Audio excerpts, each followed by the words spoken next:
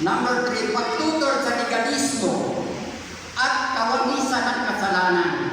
Binibigyan kayo ni Pablo na ang kaligtasan hindi man nakukuha sa mahigpit na pagsunod sa batas, legalismo, at hindi rin dapat gawing dahilan ang biyaya para gumawa ng kasalanan, kawanisan ng kasalanan.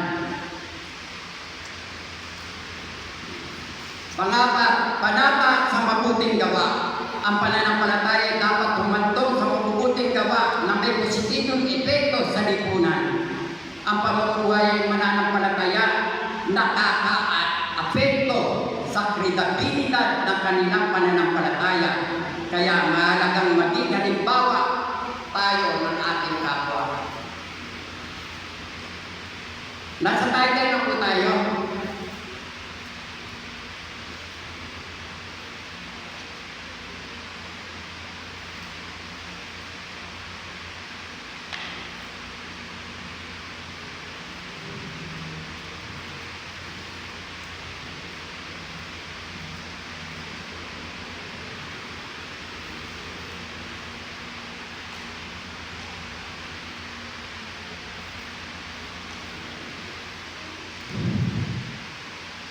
Paglago sa mabuting gawa sa pamamagitan ng awa. Maikling paliwanag ako. Ang mabubuting gawa natin ay bunga ng awa ng Diyos sa ating buhay. Hindi natin ito ginagawa para makuha ang kanyang pabor, kundi bilang tugon sa kanyang kaputihan. Habang mas minararamdaman natin ang kanyang awa, mas nagiging natural sa atin ang paggawa ng mabuti sa kapwa.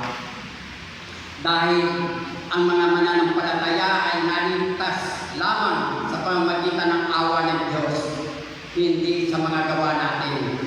Dapat nilang sinasadya at patuloy na sinasagawa ang mabuting gawa, mga salita, kilos at kapakipakinabang sa iba't at nagbibigay ng kaluwalhatian sa ating Diyos.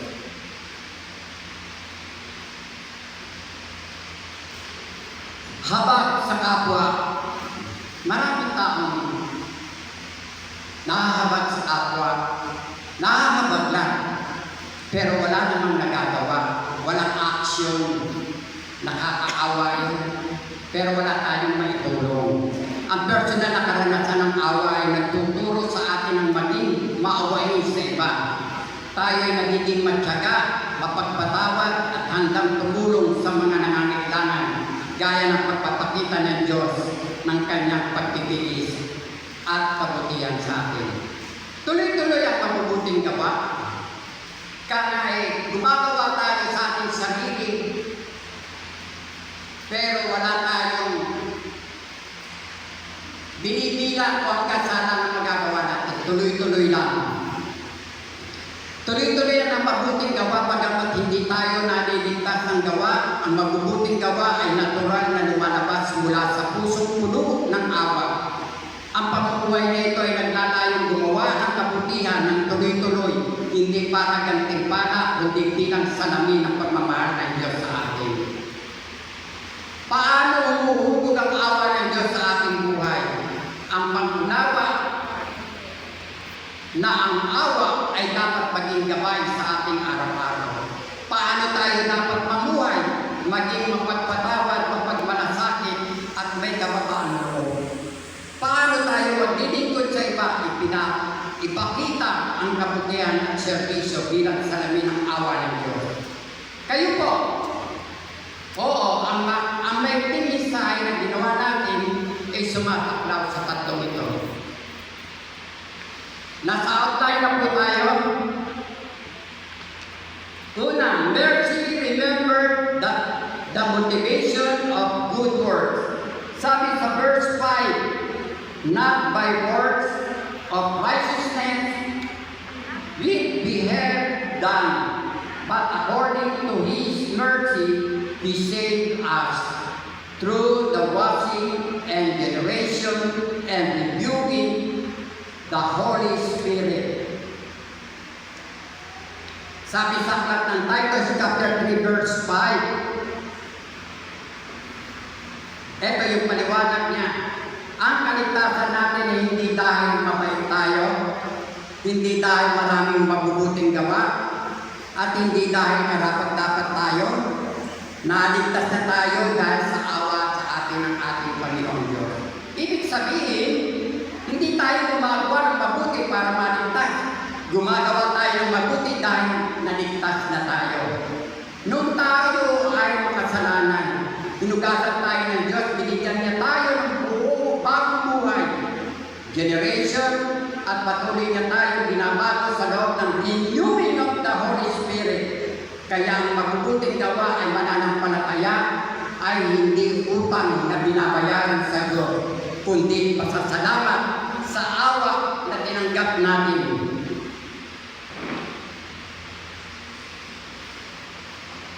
Growth pa, nasa Truth Founder na tayo. Meron po tatlong sa Truth Founder na ating bibigyan po ng linaw. Hindi ko na po babasahin yung English. Ang babasahin ko na lang po ay konting paliwanag doon sa tatlong Truth Founder. Number 1, ang awa ay nauna sa gawa. Hindi tayo naglilingkod para maligtas. Naglilingkod tayo dahil ligtas na. Ang mabubuting gawa ay bunga ng kaligtasan, hindi bayad para dito. Number 2, ang awa ay nagpapababa ng pagmamataas. Marami kasing taong misa naaawa pero hindi mo alam kung ano yung nasa sa loob niya, na tanging ang Diyos lang ang nakakalam. Kapag naalala natin ang biyaya ng Diyos, nawawala ang pagmamalaki. Wala tayong may pagmamalaki sapagkat lahat ay kaloob lamang. Number 3, ang awa ay nagbubunga ng pasasalamat. Ang pusong nagpapasalamat ay nagiging mabunga ang buhay. Kung tunay ang pasasalamat, makikita ito sa kabutihan sa kapwa. Nakikita ko ba ang mabubuting gawa bilang pambayad ko sa Diyos o bilang pasasalamat ko sa Kanya? Ang sabi na sa sinabi ni Dallas Willard, grace is not opposed to effort. It is opposed to earning. Ito ang kanyang paliwanag. Ang biyaya ng Diyos ay libre. Hindi natin ito kayang bayaran. Kaya ang paggawa ng mabuti ay hindi pambayad sa kaligtasan, kundi bunga ng pusong nagpapasalamat. Sana po lagi po tayo magpapasalamat na naman ang dumarating po sa buhay natin. Dumarating man tayo sa pagbibigat na sitwasyon o dumarating man tayo sa kawalan, magpasalamat pa rin po tayo kasi ang Diyos lang ang nakakaalam ng magiging solusyon ng ating mga dalahin sa buhay. Hindi tayo gumagawa para mahalin tayo ng Diyos. Gumagawa tayo dahil minahalin niya tayo.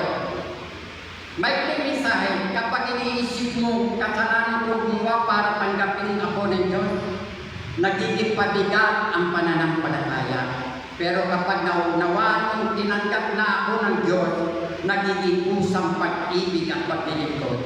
Ang mabuting gawa ay hindi presyo ng kaligtasan. Patunay ito ng pasasalamat. Sabi sa aklat ng Ephesians,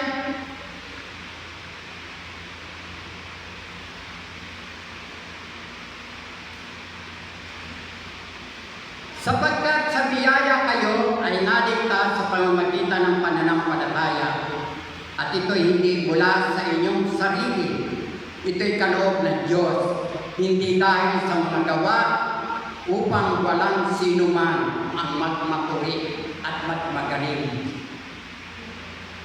Sa aklat ng Psalm, chapter 103, verse 10 and 12, hindi niya tayo pinakatutunguhan ayon sa ating mga kasalanan, ni pinarurusahan man ayon sa ating mga kasamaan. Sapagkat kung gaano kataas ang langit kaysa lupa, ganong kalaki ang kanyang awa sa mga may takot sa Kanya. Kung gaano kalayo ang silangan sa kanluran, ganon niya inilalayo sa atin ang pagsuway. Nasa mind renewed, the mindset for God's word.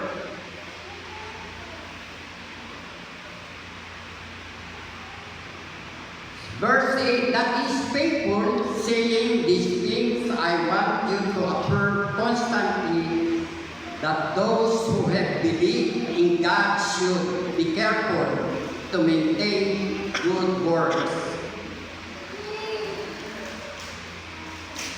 Ito, may mensahe, kapag ang puso ay binago ng Diyos, ang pag-iisip din ay nagbabago.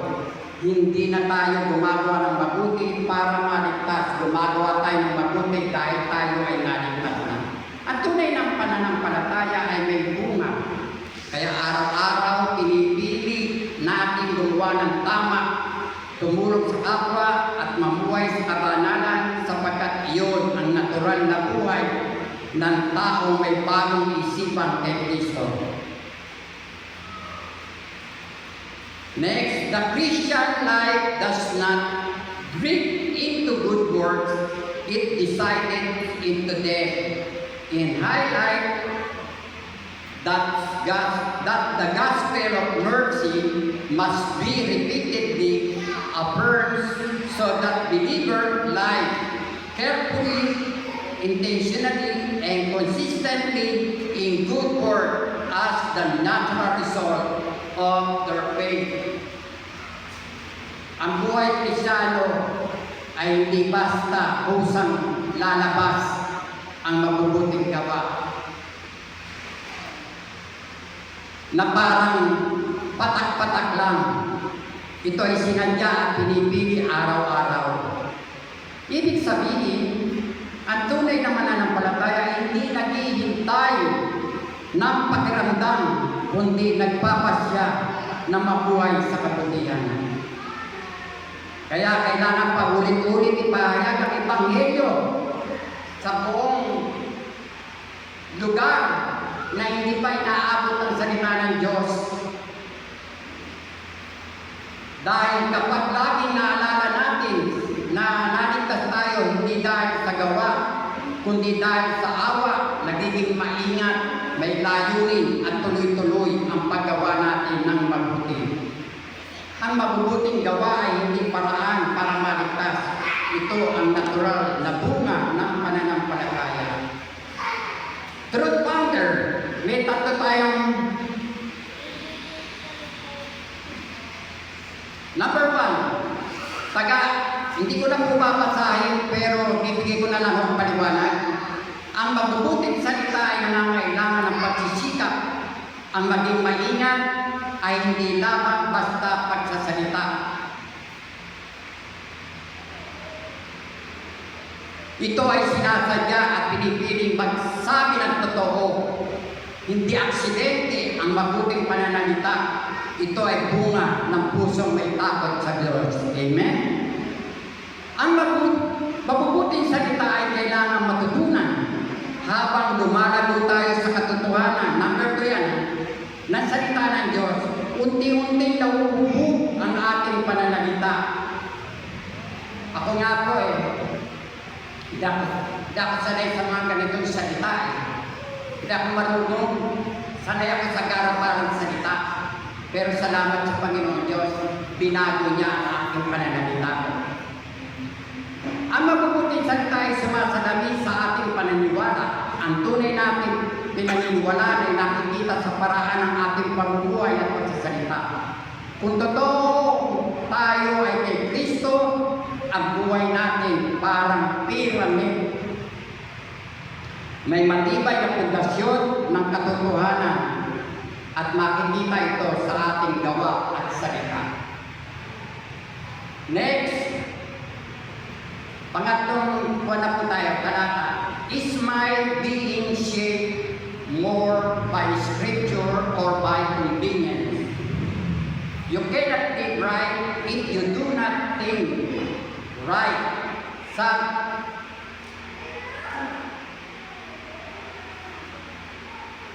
Ang isip ko ba ay mas hinuhubog ng kasulatan ng kaginawaan? You cannot live right if you do not think right. Hindi ka nabubuhay ng tama kung hindi ka nag-iisip ng tama. Ang sabi ni Warren Wiersbe. This question, explanation, this question examines the condition of our mind. Sinusuri ng tanong na ito ang kalagayan ng ating pag-iisip.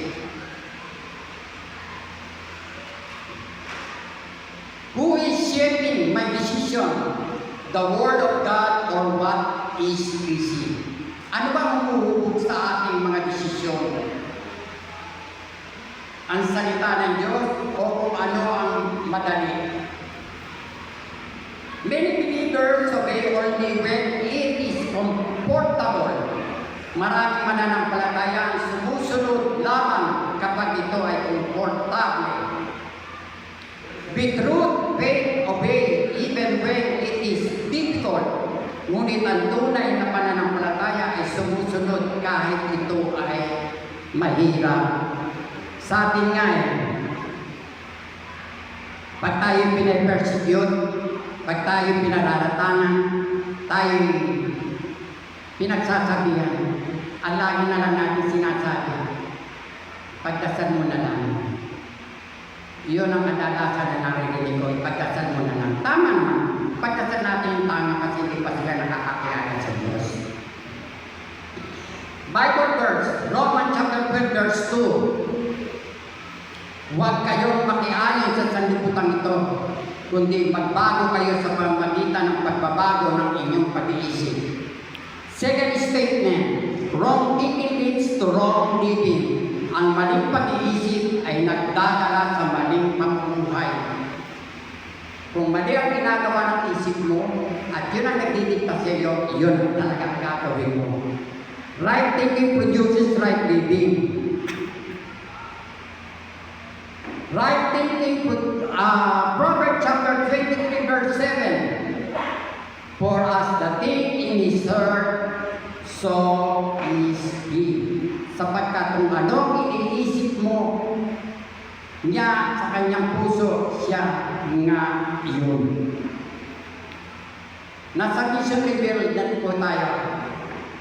The measure of good works. Verse 8. These things are good and profitable unto men. Epistle to Titus chapter 3 verse 8. Sa talatang ito ay malinaw ang mensahe ni Apostol Pablo. Ang mabubuting gawa hindi lamang utos, ito ay misyon.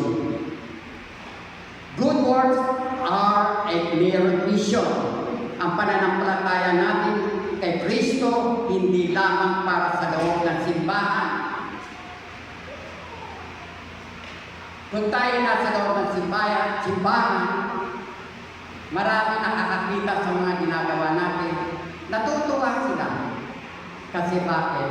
Isa kang mananampalataya. Hindi makikita sa iyo ang mga negatibo. Hindi makakakita sa iyo ang mga maling ginagawa mo. Pero ang tanong, pag ba nasa labas sa tayo ng simbahan, ganun pa rin ba ang gagawin natin? Isang pagsubok na darating sa iyo, may nag-persecute sa iyo, pinaratakan ka, ano ang gagawin mo? Kapag tayo gumagawa ng mabuti, nakikita ng tao ang pag-ibig ng Diyos, nararanasan nila ang tulong at habag. Nagiging buhay ang ebanghelyo sa kanilang harapan. Hindi sapat ang magsabi ng may Diyos. Dapat makita sa ating buhay na may Diyos na kumikilos sa atin. Kasi tayo lang tinitignan ng mga tagalabas. Kahit sa loob ng ating bahay, tinitignan tayo kung nakikiramdaman dahil alam nila na tayo Christian. Ano ba ang tanong sa kanilang isipan? Ano ba ang ginagawa niyo sa church niyo? Ano ang natututunan sa church niyo? Kung may makikitaan tayo para negatibo, hindi natin sila maaahay. The mission of good work. Sabi sa talata, good and profitable unto men. Nakabubuti ba ito sa tao? Number one. Number two, nakakatulong ba ito sa kanilang pangangailangan? Number three, nakakapagdulot ba ito ng pag-asa? Kung ang ginagawa natin ay nakakasakit, nakakapagpabigat, o puro pansariling kapakinabangan, hindi iyon ang mabuting gawa na tinutukoy ng Biblia. Ang tunay na good works may malasakit, may kababaan ng loob, may layuning pagpala. Number three, for purpose of good works. Number 8, to bless people. Ang mabuting gawa ay para pagpalain ng tao. Hindi para tayo ay purihin, kundi para sila ang matulungan. Letter B, to glorify God. Kapag natutulungan tayo, kapag may natulungan tayo at sinabi nila, thank you Lord, yun ang tunay na tagumpay ni Jesus. Na kapag meron tayong ginawang mabuti at paulit-ulit natin ginagawa, si Jesus ang nagiging victory sa buhay natin. Hindi tayo. Tayo instrumento lang ng mga ginagawa natin at ginagaya natin si Kristo. Ang misyon natin ay hindi magpasikat. Ang misyon natin ay ipakita si Kristo, ipakilala si Kristo sa pamamagitan ng ating mga kilos at gawa. Refined version. Paul ends the passage by explaining why believer must continue doing good works. A life transformed by mercy becomes beneficial, useful, and helpful to others. Christian faith is not only something we believe to be true. It is something that actively produces goodness in society. When grace truly changes a person, people around them experience the effect. Kindness instead of anger, generosity instead of greed, forgiveness instead of revenge. Therefore, Christianity is not merely theological truth. It is practical goodness life out among people.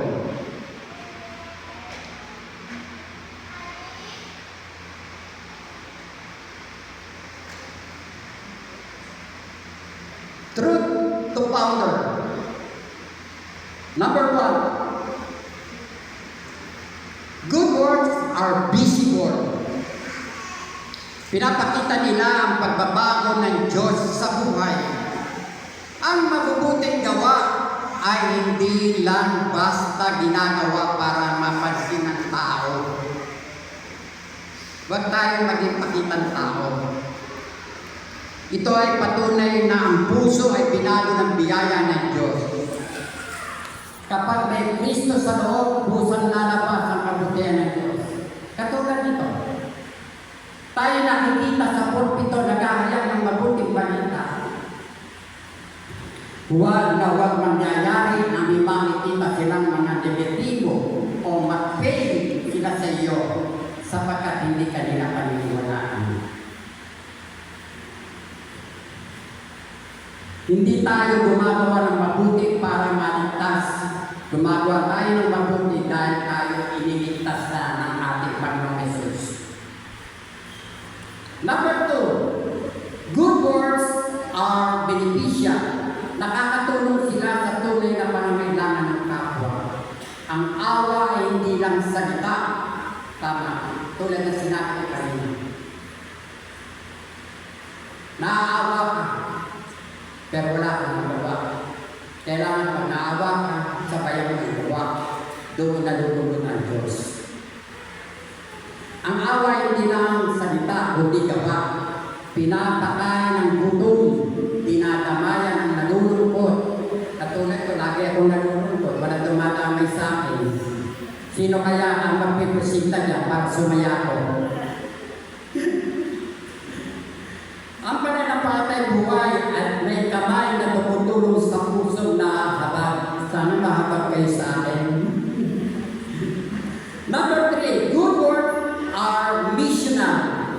Nagbubukas sila ng pintuan para sa Ebanghelyo.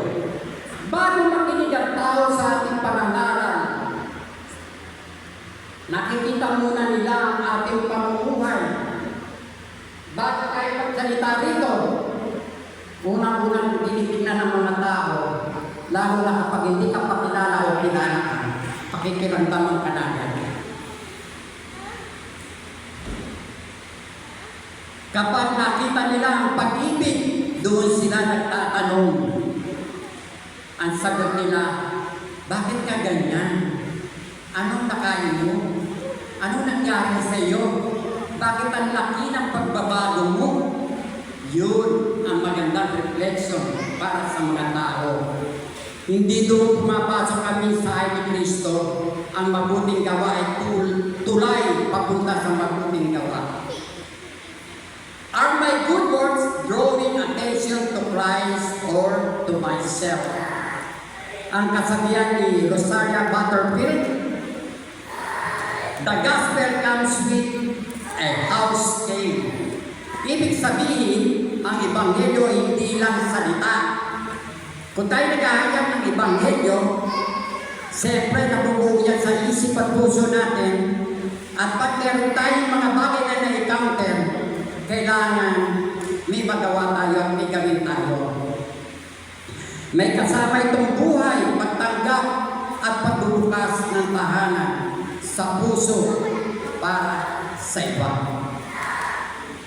Sabi sa akin ng Matthew chapter 5 verse 16, the Gospel of Matthew, sinabi ni Jesus, let your light so shine before men, that the way see your good works and glorify your Father which is in heaven. Ito yung paliwanag, hindi sinabi ni Jesus na itago ang mabubuting gawa, ngunit malinaw ang layunin upang maluwalhati ang Ama sa langit, hindi ang sarili. Ang liwanag ay hindi para ipakita kung gaano tayo kabuti, kundi kung gaano kabuti ang Diyos. Tanong, kapag may gumagawa ako ng mabuti, sino ang napupurihan? Sino ang napasa sa lamatan? Hindi ba ang ating Diyos? Hindi tayo ang Diyos. Instrumento lang tayo.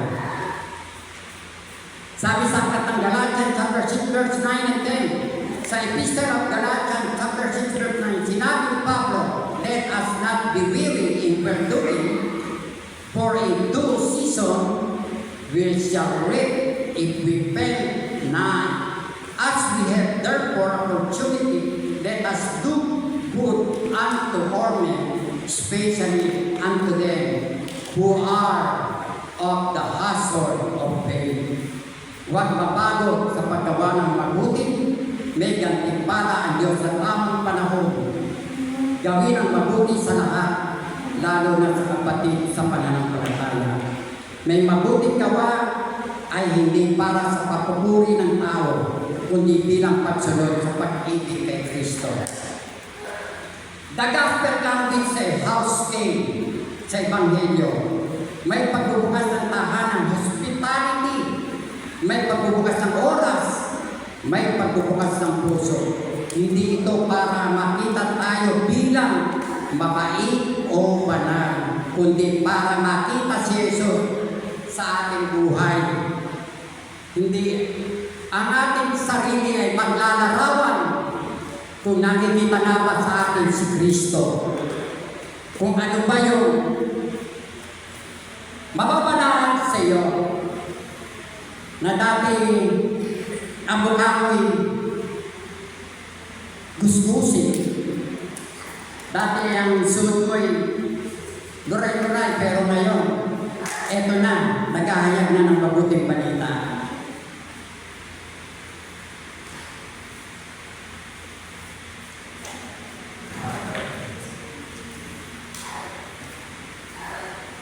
Nasa conclusion na po tayo. Malinaw ang paalala. Ang mananampalataya ay kailangan maging maingat at may layunin. Pagpanatili ng mabuting gawa. Hindi ito ginagawa upang bilhin o makuha ang pabor ng Diyos. kundi upang ipakita ang kanyang awa sa ating buhay. Sa bawat salitang ating binibitawan at sa bawat kilos na ating ginagawa, nagkakaroon ng kredibilidad ang ating patotoo. Kapag ang ating salita ay may kasamang gawa, magiging kapanipaniwala ang ating malasakit at pag-ibig sa araw. Ang mabubuting gawa kung gayon ay hindi pinagmumula ng biyaya, kundi bunga nito. Ito ang nakikitang ebidensya ng isang biyayang hindi nakikita. Ipinapakita nito na ang puso ay tunay na binago ng Diyos. Tayo po tayo, manalangin po tayo. Amang Diyos na makapangyarihan sa lahat, salamat Ama at natapos ang mensahe nito ng dire-diretso, ng walang sagabal, walang istorbo, kundi ang ating isip ay sa iyo nakapokus. Kaya Lord, patuloy mo kaming gamitin ang lahat na nag-aaral sa Bible School.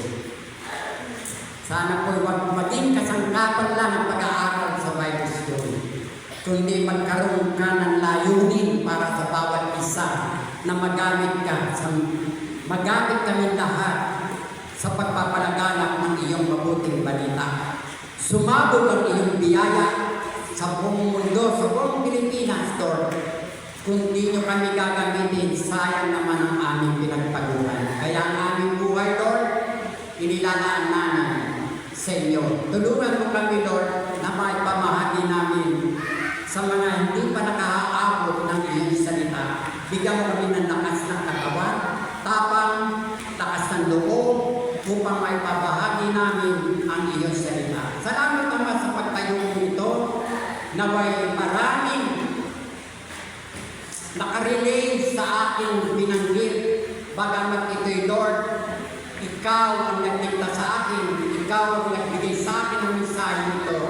Kaya kung gusto ko akong nagpapasalamat. Pagpalain mo lahat ang naririto, ano man Lord ang kanilang kahilingan, hinihingi ko po, ipagkaloob mo po. O sino man o may karamdaman dito, Lord, ibigay mo po ang pinaka-the best na kagalingan. Totally healing, Lord, ipagkaloob mo po sa kanila. Ang lahat ng ito, Ama, ay binibigay namin sa iyo ng papuri at pasasalamat sa pangalan ng iyong anak na si Jesus. Ang lahat ay